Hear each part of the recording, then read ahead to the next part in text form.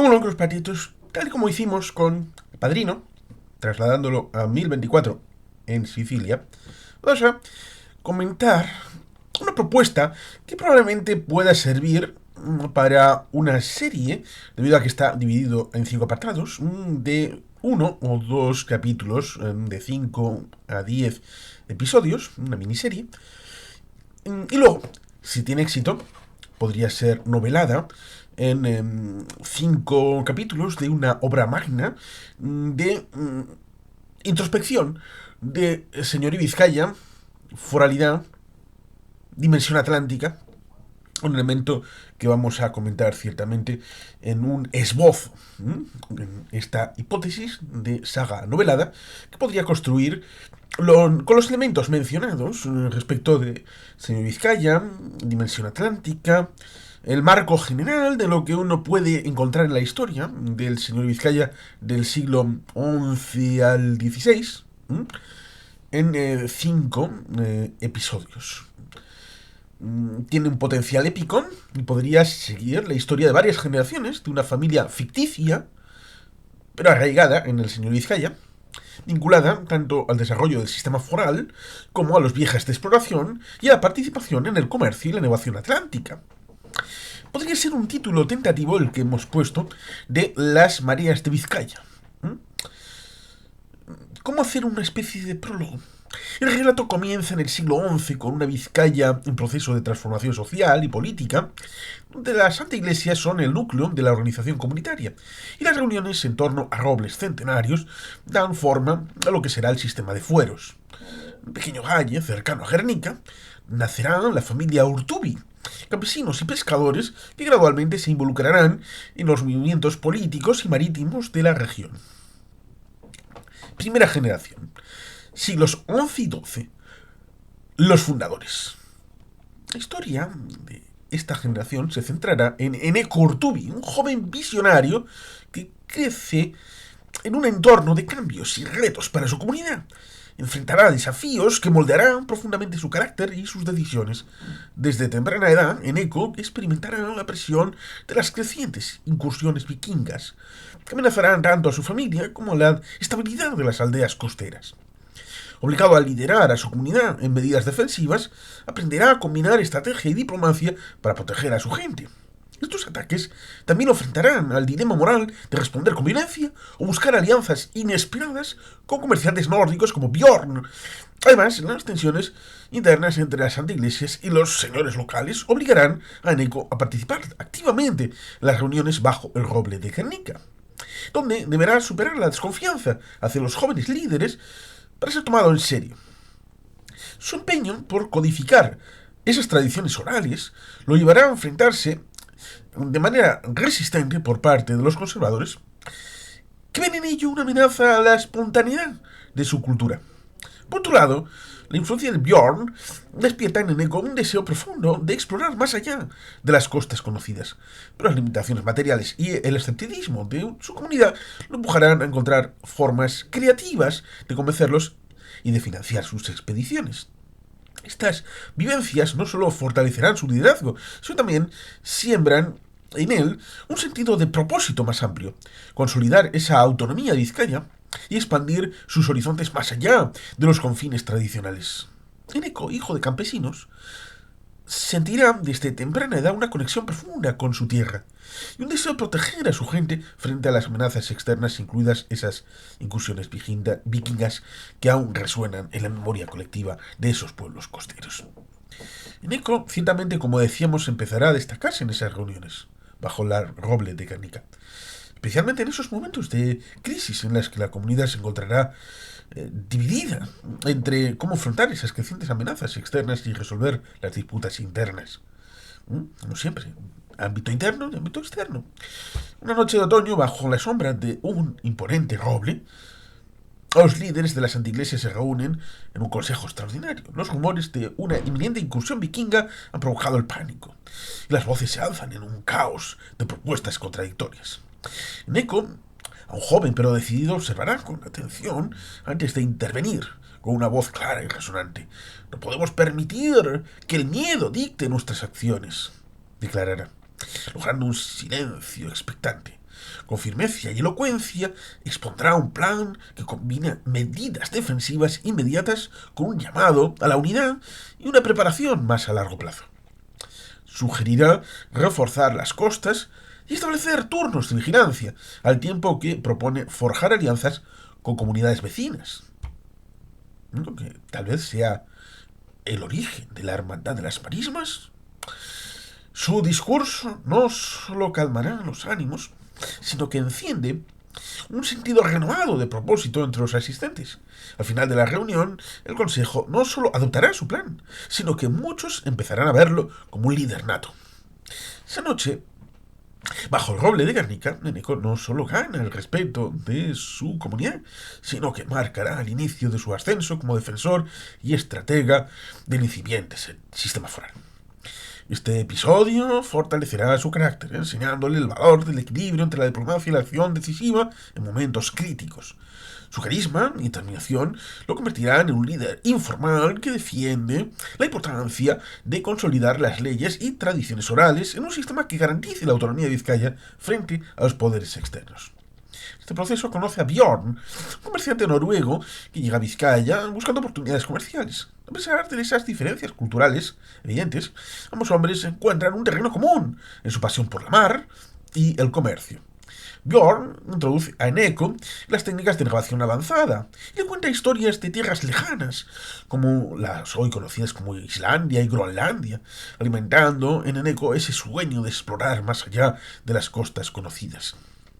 Con el apoyo de su comunidad, Eneco organizará una pequeña flota para explorar nuevas rutas pesqueras, sentando las bases de una tradición familiar que combinará la defensa del sistema foral con esa expansión marítima. El roble de Guernica se convierte en un punto recurrente de inspiración para Eneco y su comunidad, simbolizando la resistencia y continuidad frente a los cambios. Segunda generación, siglo XIII. El horizonte lejano.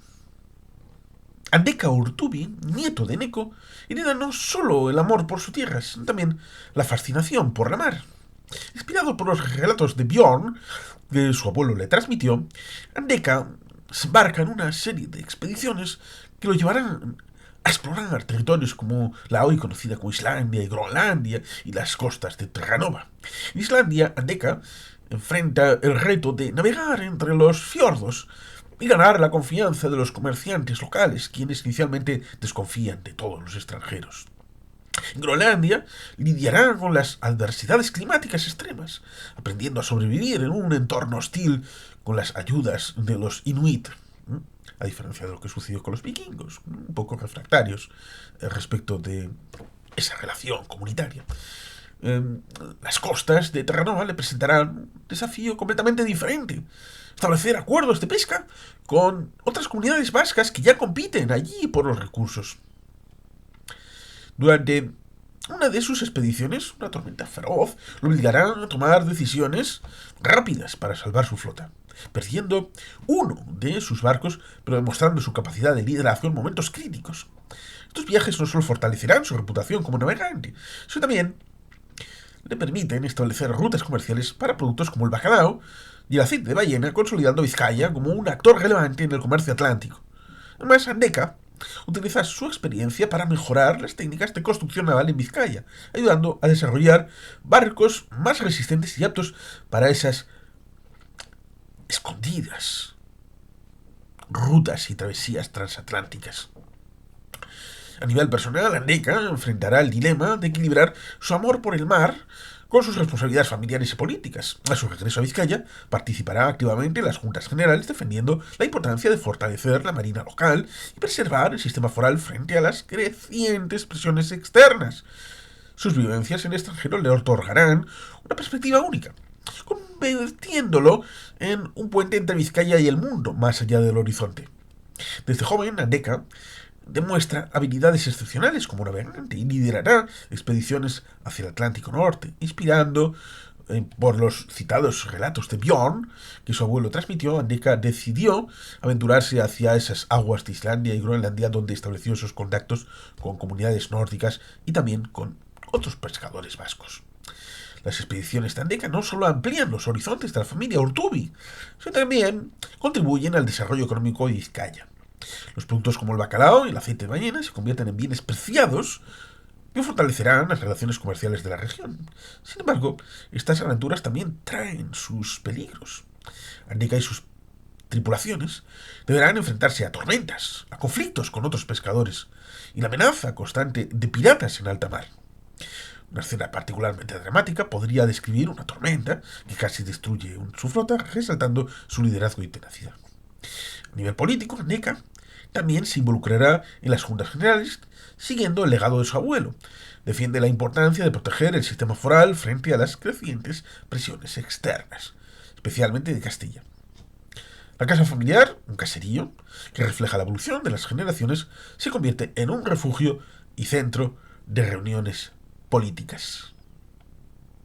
Tercera generación, siglo XIV, el Fuero Viejo.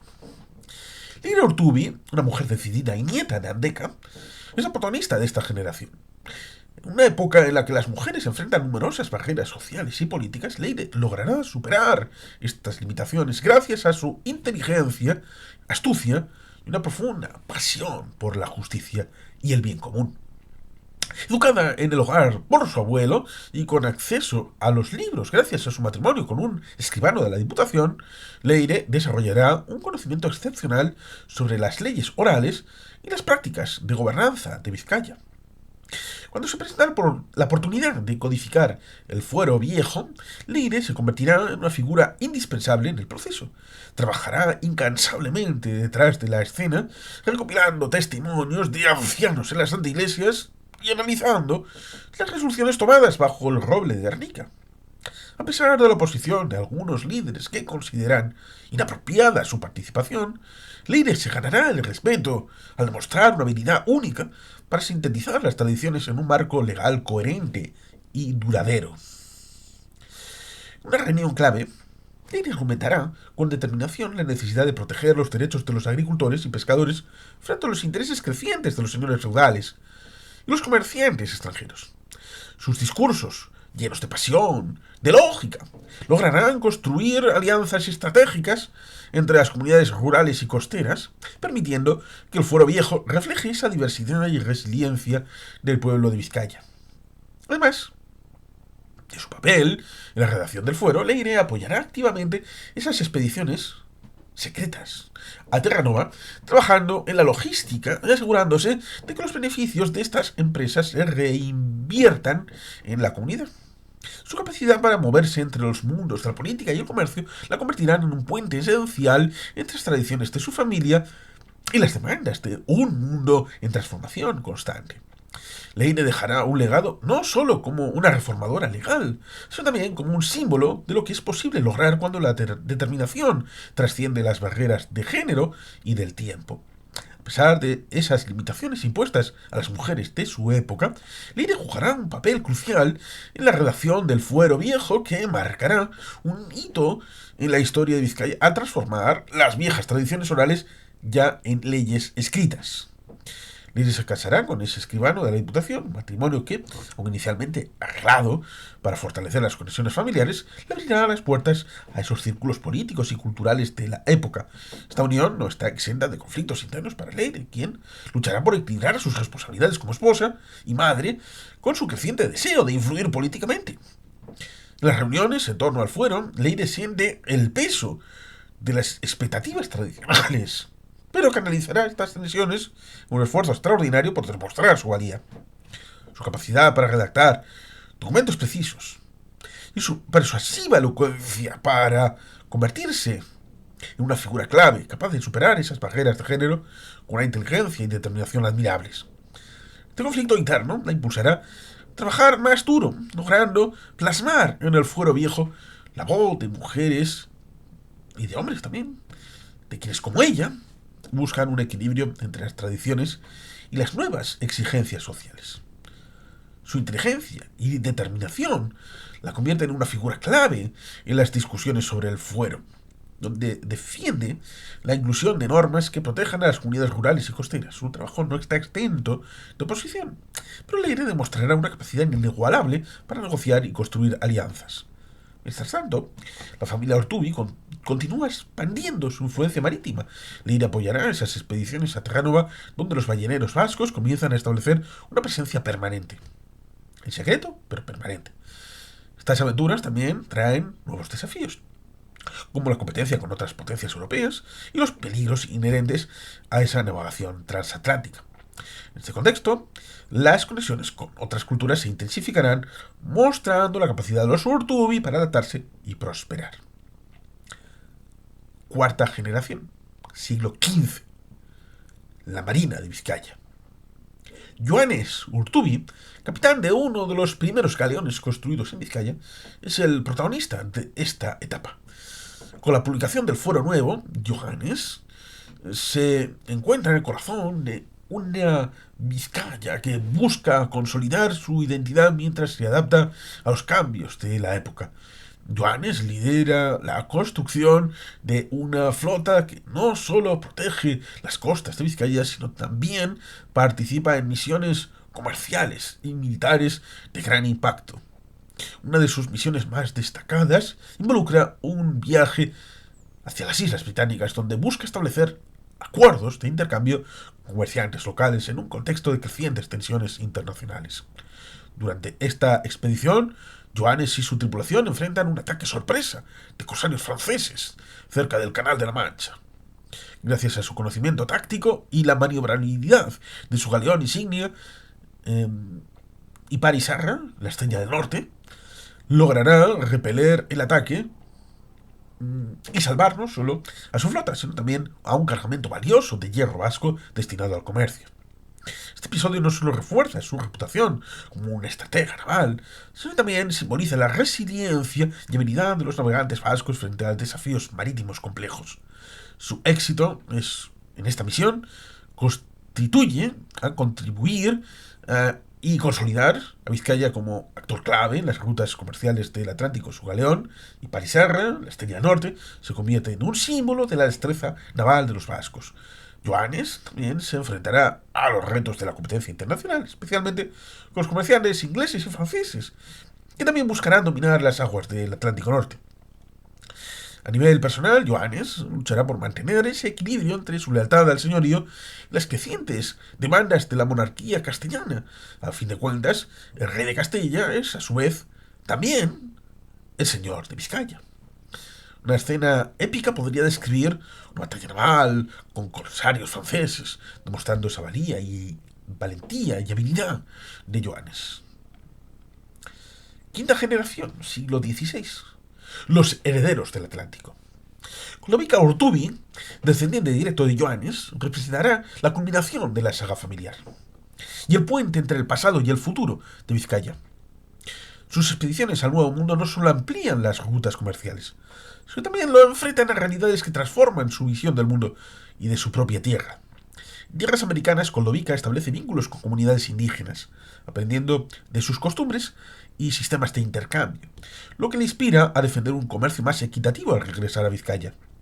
Sin embargo, estas interacciones también lo ponen en conflicto con los intereses expansionistas de la monarquía hispánica, exigiéndole tomar decisiones difíciles sobre la lealtad a sus principios y a su familia. Los relatos de sus viajes impactan profundamente en su comunidad, sembrando un deseo de exploración y resistencia frente a esa injerencia externa, mientras lidia con la añoranza por su hogar y la preocupación por el destino de su linaje. De esta manera, Koldovica encarna la dualidad de un explorador que, a pesar de sus hazañas, nunca pierde de vista la importancia de preservar la autonomía y los valores de Vizcaya. Como explorador y comerciante, Koldovica participará activamente en el comercio con el Nuevo Mundo. Bajo su liderazgo, la familia Urtubi ampliará su influencia económica y política, consolidando su legado como pioneros en la navegación vasca. La historia de Koldovica también abordará los cambios sociales y culturales que traerá la oficialización del descubrimiento de América, mientras Vizcaya se integra más estrechamente en la monarquía hispánica. Los acuerdos a través de los reyes católicos, Koldovica luchará por preservar las tradiciones y el sistema foral que han definido a su familia durante siglos.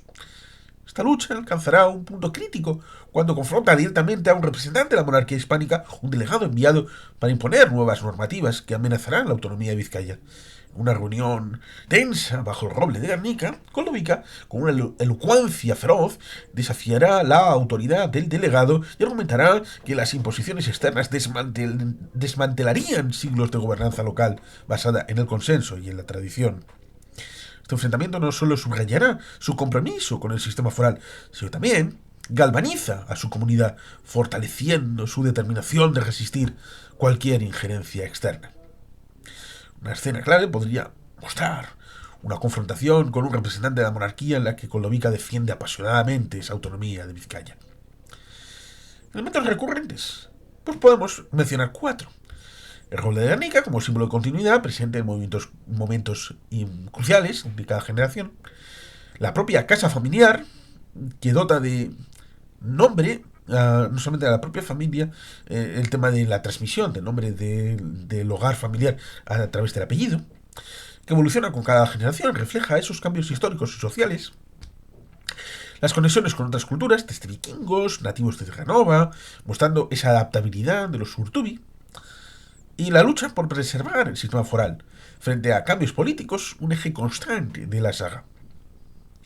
Esta estructura permitiría explorar temas como la identidad, el progreso y la adaptación a un mundo en constante cambio, ese del siglo XI al XVI, mientras se entretejen elementos históricos reales con esas vivencias de estos personajes, la familia Urtubi, ficticios, pero que encarnarían a muchas familias que sí fueron reales, con lo cual habría esa idea fuerza ahí metida. Haciendo un resumen más o menos intenso, ¿cómo podríamos definir esta saga, esta historia? Las Marías de Vizcaya. Es un viaje colosal que abarca siglos de historia, entrelazando la lucha por la libertad, la astucia política y la valentía marítima de una familia que se erige como el alma indomable de Vizcaya. Desde las reuniones bajo el imponente roble de Guernica hasta las tormentas del Atlántico Norte y las tensas confrontaciones con la monarquía hispánica, cada generación de los Urtubi enfrentada a desafíos titánicos que ponen a prueba su ingenio, valores y amor por su tierra. Es una epopeya donde el honor, la lealtad compiten con la ambición, el cambio, donde la fuerza de las tradiciones se entrelaza con la necesidad de abrazar nuevos horizontes. Esta historia no solo captura la esencia de Vizcaya, sino que nos recuerda que en cada generación hay quienes se atreven a desafiar las mareas para construir un legado eterno. Vamos a hacer una pequeña síntesis respecto de lo que hemos podido ver con un contexto histórico y una pincelada, donde la saga de estas Marías de Vizcaya ofrece una narrativa rica que puede entrelazar la evolución histórica de Vizcaya con esas aventuras de esta familia ficticia, los Urtubi. A continuación vamos a presentar unas sugerencias para enriquecer y profundizar la trama en cada generación. Primera generación, siglos XI y XII, los fundadores. Contexto histórico: durante este periodo, Vizcaya experimentaba una transición significativa en su estructura política y social. La figura de Íñigo López Ezquerra, reconocido como uno de los primeros señores de Vizcaya, en 1043, podría servir de inspiración para el desarrollo de personajes y eventos de la narrativa. Interacción con vikingos. Aunque las incursiones vikingas en la península ibérica disminuyeron a finales del siglo XI, la incursión de un personaje como Bjorn, un comerciante noruego, añade autenticidad y profundidad a una historia, reflejando las conexiones marítimas de la época. Segunda generación, siglo XIII. Horizonte lejano. Exploraciones marítimas. La expansión de las rutas comerciales atlánticas en los siglos XIII y XIV permitió a los navegantes vascos llegar a regiones como Islandia y Groenlandia. La participación de Aneka en esta expedición refleja la realidad histórica de la navegación vasca en aguas septentrionales. Desafíos en alta mar. Las narraciones sobre tormentas, conflictos con otros pescadores y amenazas de piratas son elementos verosímiles que enriquecen la trama, dando el contexto de navegación medieval. Tercera generación, siglo XIV, el fuero viejo. Participación femenina en la política. Aunque la participación directa de mujeres en la redacción de los fueros no está documentada, la incursión de Leire Urtubi como figura influyente en la elaboración del fuero viejo aporta una perspectiva innovadora y empoderadora a la narrativa. Expansión a Terranova. La implicación de la familia en expediciones a Terranova es coherente con la historia de los pescadores y balleneros vascos, quienes establecieron una presencia significativa en estas regiones durante la Edad Media. Cuarta generación, el siglo XV, la Marina de Vizcaya. Construcción de galeones. La construcción naval en Vizcaya alcanzó un notable desarrollo en el siglo XV, con la producción de embarcaciones que participaron en diversas expediciones comerciales y militares. La creación de Ipar Serra, la Estrella del Norte, por Johannes Urtubey, reflejará esa realidad histórica. Tensiones políticas, la dualidad de lealtades entre el señorío de Vizcaya y la monarquía castellana, con ese pináculo de tener al jefe de ambos con sistemas administrativos separados, tanto el ámbito del reino de Castilla, con el señor de Vizcaya, teniendo ambos, rey de Castilla y señor de Vizcaya, a la misma persona. eh, es un tema recurrente en esta historia de la región, proporcionando un trasfondo sólido para los conflictos internos de los personajes. Quinta generación, siglo XVI, los herederos del Atlántico. Comercio con el Nuevo Mundo. La participación de Koldovica Urtubey en el comercio transatlántico reflejaría la integración de Vizcaya en las rutas comerciales hacia América, especialmente la exportación de productos como el hierro y la importación de nuevas mercancías. Preservación del sistema foral. La lucha por mantener las tradiciones y el sistema foral frente a la centralización de la monarquía hispánica es un tema relevante que añade profundidad al personaje y a la trama, teniendo en cuenta esa construcción paulatina de la foralidad a nivel jurídico-político con el fuero viejo, el fuero nuevo, y luego lo que será una suerte de colorario en 1630 con el Acuerdo Concordia entre las villas y las anteiglesias. Elementos recurrentes, como hemos dicho, el roble de Guernica, como símbolo de las libertades vascas, lugar de reunión de las juntas generales. El roble de Guernica es un elemento histórico que aporta continuidad y cohesión a la saga.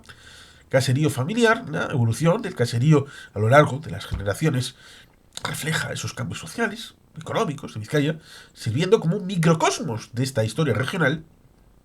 Conexiones culturales, interacciones con diversas culturas, vikingos, pueblos indígenas, Terranova, enriquecen la narrativa y destacan la posición de Vizcaya en el crisol de intercambios culturales de la época. Estas sugerencias buscan aportar mayor profundidad y realismo a la saga, integrando elementos históricos y culturales que reflejan la rica historia de Vizcaya y de su gente. La narrativa ya contiene una base épica, pero siempre es posible intensificar para darle más impacto emocional y heroico. Algunas sugerencias que podrían hacerse para realzar esa épica podría ser, por un lado, conexión con eventos históricos clave, por ejemplo, primera generación, introducir escenas que muestran a Neko enfrentándose a invasores, liderando a su comunidad en un momento crítico bajo el roble de Guernica, consolidando su papel como fundador de un legado. Cuarta generación, podrás desarrollar una batalla naval espectacular, liderando por Johannes contra piratas, una expedición clave también en el Atlántico. Dos, movimientos de sacrificio y triunfo personal. En la segunda generación, Andeka podría perder a un ser querido o sufrir un naufragio, sobreviviendo para regresar y llevar consigo un mensaje o un descubrimiento que cambie el destino de su familia y de Vizcaya. En la quinta generación, Koldovica podría enfrentarse a la tradición o la injusticia mientras protege las tradiciones de su hogar frente a la presión imperial. Por tercer lugar, podríamos profundizar en la conexión emocional de los personajes con sus misiones. Leir Urtubey, la tercera generación, podría tener un conflicto interno entre el deber familiar y su lucha por un rol político propio, culminando en un acto que asegure ese legado foral. Podría incluir un elemento casi mítico, como visiones del roble de Guernica, que inspiran a los protagonistas en momentos de duda o de peligro. Ese arraigo a través de la figura mítica del roble, bajo el cual se hacen las leyes, donde no solamente es la ley en sí, sino cómo se hace la ley. En cuarto lugar, podríamos hacer descripciones intensas, incluso cinematográficas, teniendo en cuenta que esta idea sería una miniserie de 5 o 10 capítulos, dependiendo. Tormentas en el Atlántico, reuniones en torno al roble, reuniones políticas, los primeros salones de poder que puedan ser descritas con más o menos dramatismo y o detalle, para sumergir al espectador y futuro tal vez lector, la sensación de soledad, de los vastos océanos, o el choque cultural con esas comunidades extranjeras que puedan identificarse para el espectador y o lector. Antagonistas bien definidos. Introducir figuras o instituciones que representen una amenaza constante, como líderes opresores que intenten disolver el sistema foral, o mercaderes extranjeros que busquen dominar los recursos pesqueros y navales. Por tanto, se podría ayudar y colaborar a implementar estos elementos y pulir ciertas escenas clave para maximizar el impacto épico. Podríamos seguramente trabajar en todos estos elementos siempre y cuando haya una voluntad, ciertamente, de estas 5 generaciones, que pueden ser 5 capítulos, de 1 o 2 capítulos cada una, y luego pueden ser 5 partes de un gran libro que transmita la idea de lo audiovisual a luego al ámbito novelesco literario. Aquí está la propuesta, la idea de los personajes, las tramas, las mareas de Vizcaya. Una propuesta que, si tuviera cierto éxito, a la hora de transmitir un elemento importante respecto de la historia de Vizcaya, podría ser primero una serie y después una saga de novelas que pudiera socializar en este siglo XXI esta historia de raíces de Vizcaya que son muy importantes y complementarias, por ejemplo, a lo que supuso Vizcaya por su independencia. Cierto libro que salió en 1893 en Bilbao. Pero bueno, esa es otra historia. Y sin más, queridos patitos, es que ricasco, agur, berobat, beti jepean.